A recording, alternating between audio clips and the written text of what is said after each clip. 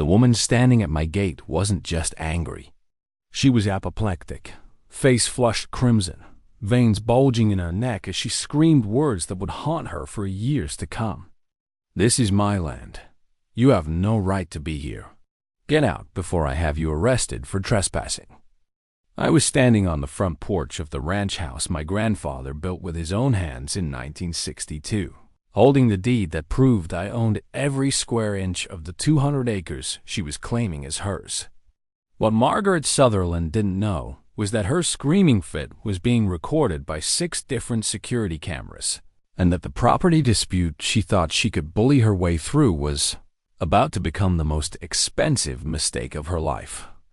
My name is Marcus Webb, and the story of how I ended up in a legal war with an HOA president over land that's been in my family for 3 generations starts with a phone call I received on a Tuesday morning in March. My grandfather had passed away at 94, peacefully in his sleep, in the ranch house where he'd lived for over 6 decades. I'd spent every summer of my childhood on that property, learning to ride horses, mending fences, and listening to his stories about building everything from scratch after returning from Korea. Grandpa Webb had been a force of nature. He'd purchased 200 acres of raw Texas land in 1962 for almost nothing, back when the area was considered too remote and undeveloped for anyone to care about. He'd built the ranch house himself, drilled his own well, and created a small cattle operation that sustained him through retirement. The property was his pride and legacy, and in his will, he'd left it entirely to me, his oldest grandson and the only family member who'd shown genuine interest in preserving what he'd built. I'd been living in Austin, working as a civil engineer, when I got the news. The funeral was small, attended mostly by other ranchers and old-timers who remembered my grandfather's generation. After the service, I drove out to the property to start the difficult process of sorting through his belongings and deciding what came next. The ranch sat at the end of a long gravel road, surrounded by rolling hills and oak trees. It was isolated, beautiful, and exactly as I remembered it from childhood. What I didn't know was that in the 15 years since I'd last visited regularly, the area around my grandfather's property had transformed dramatically. What had once been empty rangeland was now dotted with a sprawling luxury development called Sage Creek Estates. Someone had built an exclusive gated community less than 2 miles from my grandfather's ranch, complete with a golf course, clubhouse, and home starting at $800,000. The development had grown up around my grandfather's property like a city engulfing a small farm, and apparently, the residents of Sage Creek Estates had gotten used to treating the surrounding land as their own personal playground. My grandfather, stubborn and private to the end, had rebuffed multiple offers to sell his land to the developers. He'd ignored their letters, refused their increasingly generous purchase offers, and continued living his life as he always had. The development company had eventually given up and built around him, but that didn't stop the new residents from behaving as if the old ranch didn't really count as private property. I discovered this on my second day at the ranch, when I found a TV tracks cutting through my back pasture. Then I noticed that someone had been using my grandfather's old barn to store lawn equipment. A riding path had been worn through the eastern section of the property, clearly used regularly by horseback riders from the development. Most audaciously, someone had installed a small dock on the pond at the southern edge of my land, complete with a bench and a private fishing area sign. The property that my grandfather had jealously guarded and maintained was being treated like a public park by people who had no legal right to be there. But the true scope of the problem didn't become clear until Margaret Sutherland showed up at my gate 3 days after I'd arrived to start cleaning out the house. She was exactly what you'd picture when someone says, HOA president of an exclusive development. Mid-50s, with expensively maintained blonde hair, a tennis outfit that probably cost more than most people's monthly rent, and an expression of permanent dissatisfaction that suggested she'd been complaining to managers since childhood.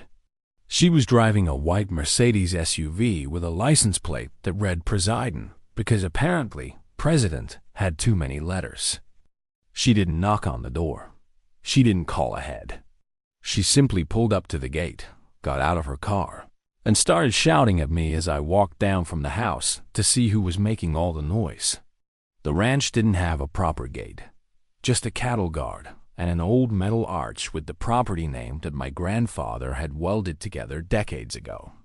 Margaret stood on the gravel road just beyond the cattle guard, pointing at me like I was a trespasser on my own land. She informed me, in a tone that brooked no disagreement, that I was not allowed to be on the property. The land had been designated as community open space by the Sage Creek Estates HOA. My grandfather's passing meant the property would revert to the HOA control as per their bylaws. I needed to leave immediately and contact their legal department to arrange for the transfer of the deed. I was so stunned by the sheer audacity of her claims that I actually laughed. That was my first mistake. Margaret Sutherland was not a woman accustomed to being laughed at, and my amusement triggered a reaction that would define everything that followed. Her face transformed from merely annoyed to genuinely enraged.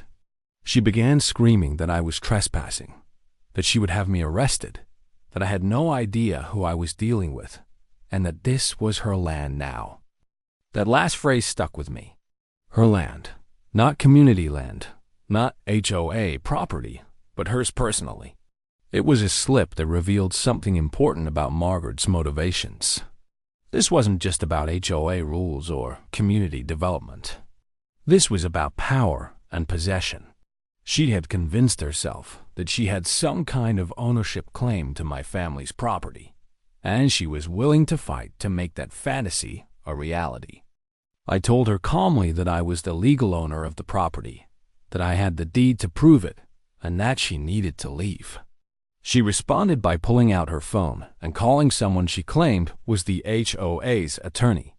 She put the call on speaker, presumably to intimidate me with legal authority. A man's voice answered, and Margaret immediately launched into a breathless explanation about the trespasser on the community property who was refusing to leave. I had to interrupt. I explained to the attorney, a man named Richard Sterling, that I was Marcus Webb, the heir to the Webb Ranch property, and that I was standing on land that had been in my family since 1962. There was a long pause on the other end of the line. Sterling asked Margaret to confirm the property address. When she did, I heard him sigh audibly. He told Margaret that he would look into the matter and call her back. Then he hung up. Margaret's confidence didn't waver. She informed me that she would be back with law enforcement and that I should prepare to be removed from the property. Then she got in her Mercedes and drove away, kicking up gravel and leaving me standing in the driveway of my grandfather's ranch, suddenly very aware that I had stumbled into something much larger and more complicated than a simple inheritance. The next morning began with a certified letter slipped into the mailbox at the end of the gravel road. It was from the law offices of Sterling and Associates, representing the Sage Creek Estates Homeowners Association. The letter was 3 pages of dense legal language, but the core message was clear. The HOA claimed that my grandfather's property had been implicitly included in their community development plan through a process called adverse possession, and that his failure to legally contest their use of the land over the past 15 years meant they now had a legitimate claim to ownership. The letter demanded that I cease all activities on the property, refrain from interfering with community members, access to what they called the open space amenity, and contact their legal team to arrange for a transfer of the deed. If I failed to comply within 30 days, they would file a lawsuit to force the transfer through the courts. I'm an engineer, not a lawyer, but I know enough about property law to recognize that adverse possession is a real legal concept. If someone uses your land openly and continuously for a certain period of time without your permission, and you don't take legal action to stop them, they can potentially claim ownership. The specifics vary by state, but in Texas, The requirement is typically 10 years of continuous, hostile, and open use. The letter's claims were absurd for several reasons. My grandfather had been living on the property continuously until his death. He'd maintained fences, posted no trespassing signs, and had actually called the sheriff multiple times to report trespassers from the development. I found the records in his filing cabinet, meticulously documented complaints dating back 12 years. He hadn't abandoned the property or ignored the encroachment. He'd fought it consistently, even if he'd done so in his own stubborn, private way. But the letter revealed something important about the HOA's strategy. They weren't relying on the strength of their legal claim.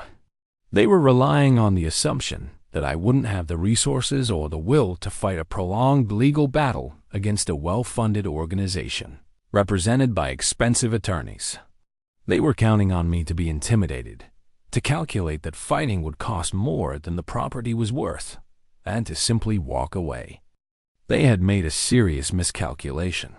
The property wasn't just valuable in financial terms, though its 200 acres in a rapidly developing area were worth well over $2 million.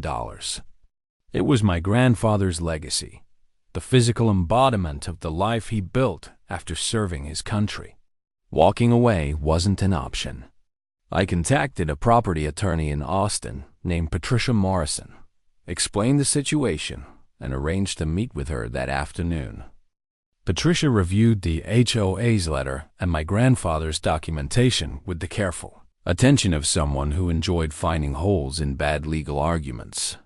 She pointed out multiple flaws in their adverse possession claim, most notably that my grandfather's continuous residence and active defense of his property completely negated any argument that the use had been hostile or uncontested. The HOA might have been trespassing, but they certainly hadn't been building a legitimate ownership claim while doing it. However, Patricia warned me that the legal process could be lengthy and expensive. Even though the HOA's claim was weak, they could drag the case through courts for years if they chose to.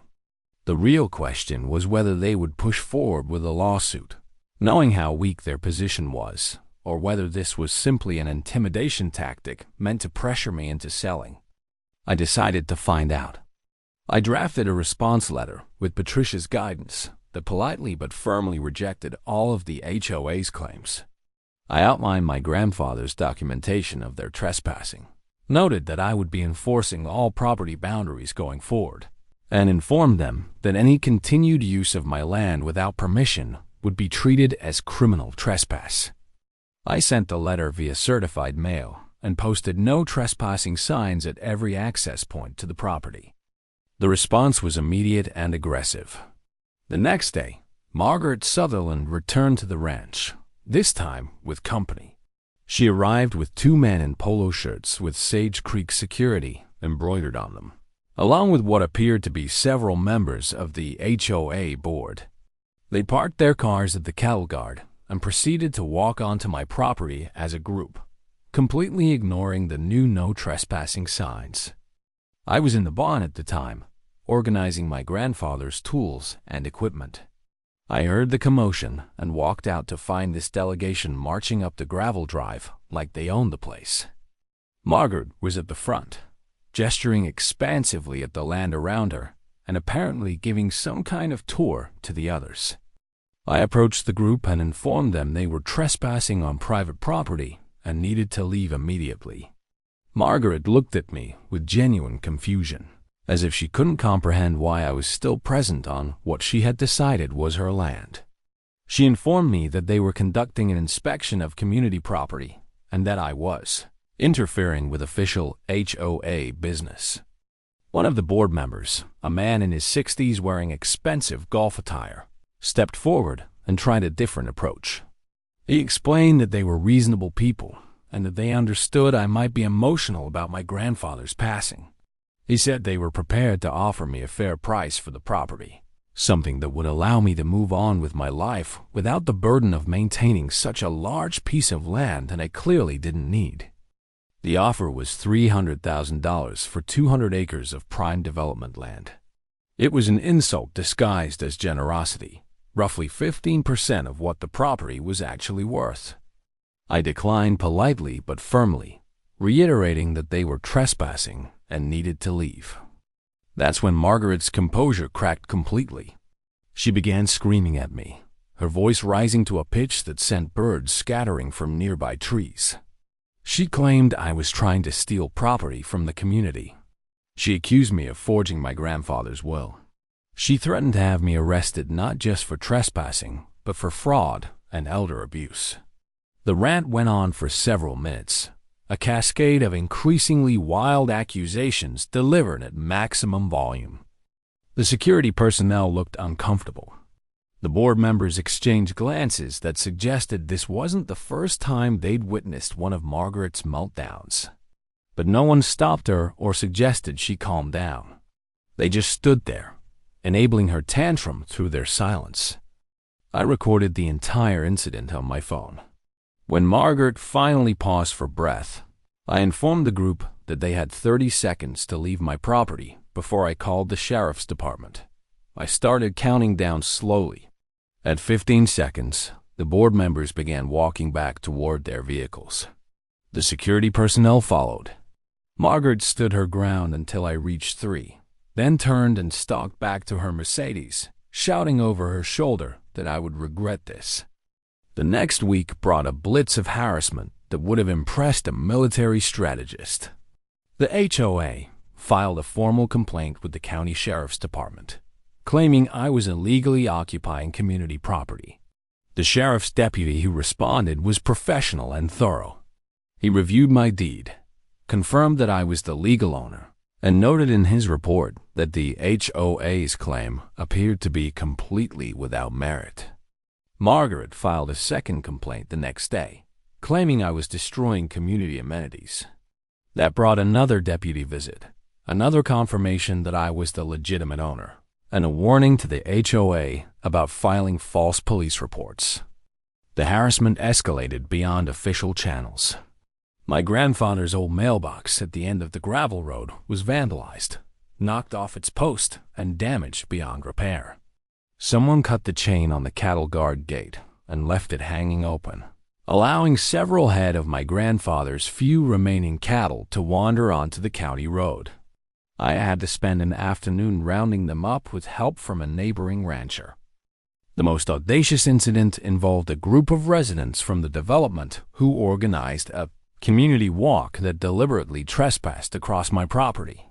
About 20 people showed up with their dogs, strolling across my land as if it were a public park, while Margaret led the group and provided what appeared to be a nature lecture. I documented the entire event with photographs and video, adding it to the growing file of evidence I was building. Through all of this, the HOA's attorney kept sending letters, each one more aggressive than the last, but none of them actually filing the threatened lawsuit. Patricia Morrison pointed out that this was typical intimidation strategy. They were hoping to create enough stress and harassment that I would give up and sell to make the problems go away. She advised patience and documentation, predicting that the HOA would eventually overplay their hand. She was right. The turning point came when the HOA decided to formalize their claim to my property by recording a document with the county clerk's office. They filed something called a Notice of Adverse Possession Claim, essentially placing a cloud on my property title by declaring their intent to claim ownership. It was a bold move, and it was also a serious mistake. The document they filed contained multiple factual errors. It claimed my grandfather had abandoned the property in 2005, despite records showing he'd been living there continuously until his death. It described the property as undeveloped open space, ignoring the house, barn, and other structures. Most damaging, it included a survey map that showed boundaries extending far beyond what they could possibly claim, including areas that had been clearly fenced and marked as private property for decades. Patricia reviewed the filing and smiled in a way that suggested she'd been hoping for exactly this kind of mistake. The HOA had put their bad faith claims in writing and submitted them to official records. That meant we now had clear grounds to file our own lawsuit, not just to defend my ownership, but to seek damages for harassment, defamation of title, and potentially fraud. But before we could file, Margaret Sutherland made her final catastrophic error. She decided to take direct action to force me off the property. It was a Saturday morning in early May when I heard the sound of heavy equipment coming up the gravel road. I walked out of the ranch house to see a large bulldozer making its way toward the property, followed by Margaret's Mercedes and a pickup truck with 2 workers in hard hats. The bulldozer turned onto my property and began driving across the front pasture, heading toward the old fence line that separated my land from the development. I started recording immediately with my phone and called 911. REPORTING that someone was trespassing on my property with construction equipment.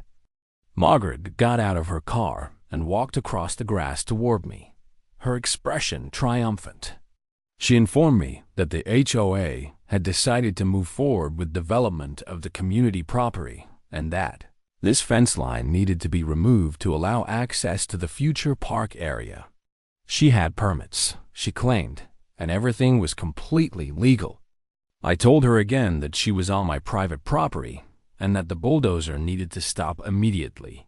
She smiled and said that I was welcome to take it up with their attorney, but in the meantime, the work would continue. That's when the bulldozer reached my grandfather's fence, a sturdy post and wire construction that had stood for decades. The operator positioned the blade and prepared to push through it. I shouted at him to stop, but the engine noise drowned out my voice. Then something unexpected happened. The bulldozer's blade caught on something underground, and the entire machine lurched to a stop. The operator shut it down and climbed out to investigate. What he found stopped everyone in their tracks. The fence line my grandfather had built wasn't just posts and wire. He'd set it on a foundation of concrete, with steel pipes sunk deep into the ground at regular intervals. It was engineered to survive tornado-force winds and decades of cattle pressure. The bulldozer wasn't going to push through it without significant damage to the equipment. More importantly, the concrete foundation had survey markers embedded in it, professional brass caps installed by a licensed surveyor and registered with the county. These markers proved beyond any doubt that the fence line represented the legal property boundary, precisely where it had been since my grandfather's original survey in 1962. The equipment operator walked back to his truck and made a phone call, presumably to his supervisor. Margaret's confidence finally started to show cracks. She walked over to examine the survey markers, her expression shifting from triumphant to uncertain. That's when the first sheriff's deputy arrived in response to my 911 call. Then a second. Then, to everyone's surprise, the county sheriff himself, apparently monitoring his department's radio traffic and recognizing the address from the previous complaints. Sheriff Tom Bradshaw had known my grandfather. They'd served on some county agricultural board together years before. He walked across the pasture, surveyed the scene, and asked Margaret Sutherland a simple question that would prove devastating. Did she have a permit to operate heavy equipment on this specific property? Margaret stammered that she had permits for work within Sage Creek Estates. Sheriff Bradshaw pointed out that she was not currently within Sage Creek Estates boundaries. She was on the Webb Ranch, private property, operating construction equipment without the owner's permission. That was criminal trespass, destruction of property, and potentially several other charges he'd need to review. The blood drained from Margaret's face. She started to argue, but Sheriff Bradshaw cut her off. He'd seen enough of this dispute over the past weeks, and he was done playing referee. He told her that the bulldozer needed to be removed from the property immediately, that everyone needed to leave, and that if he received one more call about the HOA trespassing on this land, he would start making arrests. As the equipment operator started up the bulldozer to leave, Sheriff Bradshaw took Margaret aside for a conversation that I couldn't hear, but could certainly interpret from the body language. She looked progressively more deflated as he spoke, nodding occasionally, all her previous bluster gone. After everyone left, Sheriff Bradshaw walked over to where I stood with my phone still recording. He looked at me with an expression that was half sympathy, half frustration, and said that this situation needed to be resolved in court because he was tired of responding to calls about it. He suggested I might want to consider filing for a restraining order to keep the HOA off my property while the legal case proceeded. Patricia Morrison agreed enthusiastically when I called her that afternoon. She'd been waiting for the HOA to do something this egregious. We filed our lawsuit the following week, seeking not just a declaration of my ownership rights, but also damages for harassment, intentional infliction of emotional distress, defamation of title, and trespassing. The bulldozer incident gave us video evidence of the HOA's bad faith and willingness to commit actual crimes to advance their claim. We also filed for a temporary restraining order barring the HOA, Margaret Sutherland personally, and anyone acting on their behalf from entering or using my property pending the outcome of the case. The judge granted it immediately after watching my video of the bulldozer incident. The restraining order was the moment everything shifted. Suddenly, Margaret and the HOA board were facing real legal consequences. They could no longer simply harass me and hope I'd give up. They had to actually defend their actions in court, under oath, with the possibility of perjury charges if they lied. Sterling and Associates, the HOA's law firm, apparently reached the same conclusion. Within 2 weeks of the restraining order being served, Sterling contacted Patricia to discuss settlement. The conversation was brief and professional. The HOA's attorney acknowledged that their adverse possession claim was not viable. He explained that his clients had been misinformed about the strength of their legal position and that the HOA wanted to resolve the matter without further litigation. Patricia asked what they were proposing. Sterling's response was remarkable. The HOA would withdraw all claims to my property, acknowledge my ownership in writing, pay my legal fees, and pay additional damages for the harassment and trespassing. In exchange, they wanted me to agree not to pursue further legal action against the HOA or Margaret Sutherland personally. The offer was generous enough to suggest they were genuinely worried about what might come out during a trial. Patricia negotiated some additional terms, including a requirement that the HOA send a letter to all residents clarifying that my property was private and off-limits, and a permanent easement preventing any future development adjacent to my property line. I accepted the settlement, not because I needed the money, though the damages covered all my legal expenses and compensated me fairly for months of harassment. I accepted because I wanted to move on with my life and start properly caring for my grandfather's property without the constant threat of legal warfare. The settlement was finalized in late June, almost 4 months after I'd first arrived at the ranch and encountered Margaret Sutherland's initial trespassing claim. The legal documents were comprehensive and unambiguous. The Sage Creek Estates HOA acknowledged in writing that I was the sole legal owner of the Webb Ranch property and all 200 acres thereof. They withdrew their adverse possession claim and had the false filing removed from the county records. The financial terms remained confidential per the settlement agreement, but they were substantial enough to cover every penny I'd spent on legal fees and compensate me for the months of stress and harassment. More importantly, the agreement included provisions that gave me some protection going forward. The HOA was required to send a letter to all Sage Creek Estates residents explicitly stating that the Webb Ranch was private property, not affiliated with the development, and that any trespassing would be prosecuted. Additionally, the settlement included a permanent prescriptive easement that prevented the HOA from developing anything within 200 feet of my property line. This meant I wouldn't have to worry about condos or commercial development creeping right up to my fence. My grandfather's ranch would remain surrounded by at least some buffer of undeveloped space. But the most satisfying outcome wasn't in the legal documents. It was what happened to Margaret Sutherland personally. The settlement agreement I signed included a confidentiality clause preventing me from discussing the financial terms. Margaret had no such protection. The HOA's board members, furious at having to pay a substantial settlement for Margaret's actions, were not bound by any agreement to stay quiet about their president's behavior. The story spread through Sage Creek estates like wildfire. Residents learned that their HOA fees had gone to paying damages for Margaret's failed attempt to steal a neighbor's land. They learned about the bulldozer incident, the repeated trespassing, the false police reports, and the bogus legal claim that had been filed in their community's name. An emergency HOA meeting was called. I didn't attend, obviously, but several residents who'd become friendly with me after learning about the dispute provided detailed accounts.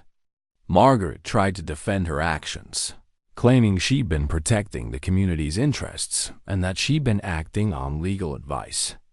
But the other board members produced documentation showing she'd repeatedly ignored advice from their attorney to drop the adverse possession claim. Sterling had apparently warned the board multiple times that their claim was weak and that continuing to pursue it risked exactly the kind of expensive settlement they'd ended up paying. Margaret had pushed forward anyway, driven by personal ego and an apparent belief that she could bully a property owner into giving up legitimate rights. The vote to remove her as HOA president was unanimous among the other board members. Several residents also filed a petition to have her removed from the board entirely, which ultimately succeeded.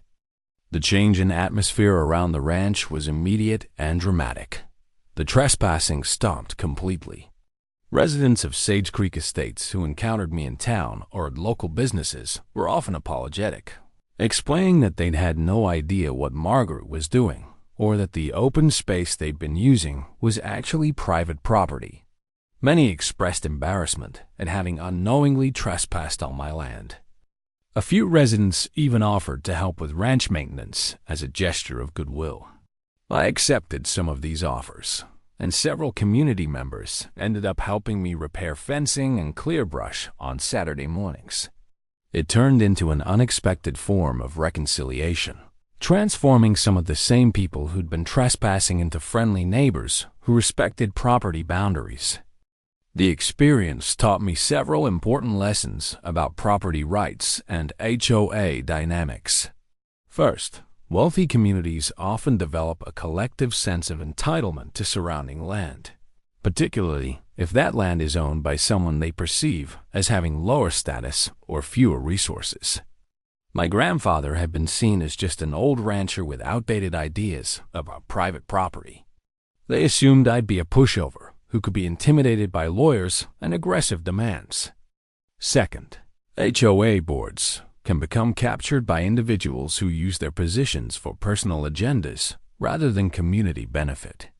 Margaret Sutherland's obsession with claiming my grandfather's ranch as community property wasn't based on any legitimate need or legal right. It was about power and control.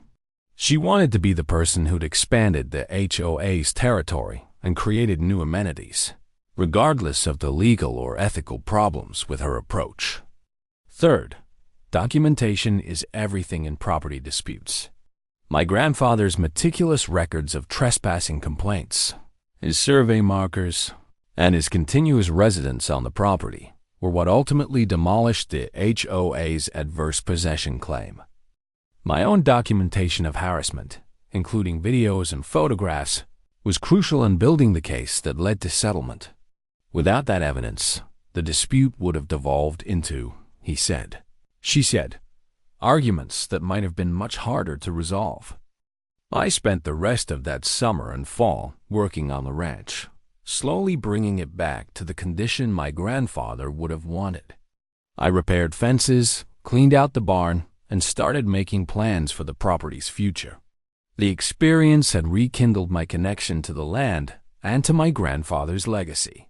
What had started as a simple inheritance had become something more personal. By the following spring, I'd made a decision that would have made my grandfather proud. I quit my engineering job in Austin and moved to the ranch permanently. I converted part of the barn into a workshop and started a small consulting business that allowed me to work remotely while living on the property. I also started slowly rebuilding the cattle operation my grandfather had maintained, on a smaller scale suitable for one person to manage. The ranch became something unexpected, a point of connection with the community rather than a source of conflict. I started hosting occasional events that allowed Sage Creek Estates residents to visit the property by invitation, learning about ranch life and the area's history. These events were popular with families who'd moved to the development from cities and had never experienced rural property firsthand. One of my regular visitors was a retired teacher named Barbara Chun, who'd been appalled when she learned about Margaret's behavior. Barbara helped me research my grandfather's history and the property's development, uncovering fascinating details about how the area had changed over 6 decades. We even found old survey maps and photographs that showed the land before any development, when my grandfather's ranch had been one of the first properties in the area. The conflict with the HOA ultimately strengthened my commitment to preserving the ranch rather than selling it, which had been my initial inclination. Dealing with Margaret Sutherland's attempts to steal the property had reminded me why my grandfather had fought so hard to maintain his independence from development pressures.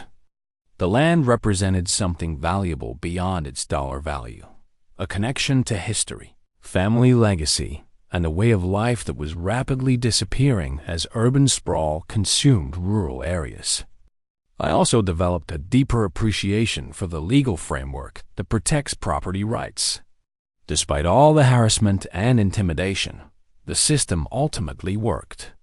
The courts, the sheriff's department, and even the HOA's own attorney recognized that legitimate property ownership trumped community preferences and personal ambitions.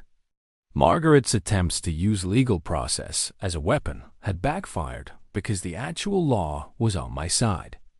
2 years after the settlement, I attended a county planning commission meeting where Sage Creek Estates was proposing a major expansion. Several residents spoke in favor, including the new HOA president, a reasonable man named David Martinez, who'd taken over after Margaret's removal. When asked about the expansion's impact on surrounding properties, David specifically mentioned my ranch as an example of how the development could coexist with existing landowners through mutual respect and clear boundaries. After the meeting, David approached me and thanked me for working constructively with the HOA despite our difficult history. He said that the Margaret Sutherland situation had been a wake-up call for the community, forcing them to confront how their development had affected neighboring properties. The new board had implemented policies requiring proper legal review before taking any action that might affect non-HOA properties. The experience had transformed what could have been a bitter, prolonged conflict into an opportunity for community growth and improved relationships. By standing firm on my legal rights and refusing to be intimidated, I'd not only protected my grandfather's legacy, but also helped establish better practices that would protect other property owners in the future. Looking back, I sometimes wonder what would have happened if I'd accepted that initial lowball offer or allowed myself to be intimidated by the legal threats and harassment. The HOA would have acquired valuable land for a fraction of its worth. Margaret Sutherland would have been emboldened to target other properties. And my grandfather's ranch, the home he built with his own hands and maintained for 60 years, would have been bulldozed and converted into a community park, its history erased. Instead, the ranch stands as it did in my grandfather's time, a working property surrounded by modern development but maintaining its essential character. The old ranch house has been renovated and updated, but it still has the same bones my grandfather built. The barn still stands, though it now houses a workshop instead of cattle. The fence line he so carefully constructed and reinforced still marks the boundary between past and present, between rural heritage and suburban expansion. And somewhere in the county records, there's a settlement agreement that tells a story Margaret Sutherland probably wishes had never been written. A story about what happens when ego and entitlement collide with legitimate property rights. A story about a woman who screamed, "This is my land," while standing on someone else's property, and learned the hard way that volume doesn't equal validity, and that claims of ownership mean nothing without legal foundation. The ranch is mine now, just as it was my grandfather's before me, secured not just by a deed, but by a willingness to fight for what's right. And every time I drive up that gravel road and pass through the old arch my grandfather welded, I think about how close I came to losing it all because I didn't initially understand the value of what I'd inherited. Not just 200 acres of Texas land, but the principle that property rights matter, that standing up to bullies is necessary, and that legacy is worth fighting for. The most valuable thing my grandfather left me wasn't the land itself, but the lesson his life embodied, that what you build and protect matters, that standing your ground in the face of intimidation is sometimes the only way to preserve what's important, and that the law, for all its complexity and frustration, ultimately exists to protect those willing to defend their rights. What would you have done if someone tried to claim your family's property as their own? Would you have fought, or would you have taken the easy settlement and walked away? Drop your thoughts in the comments.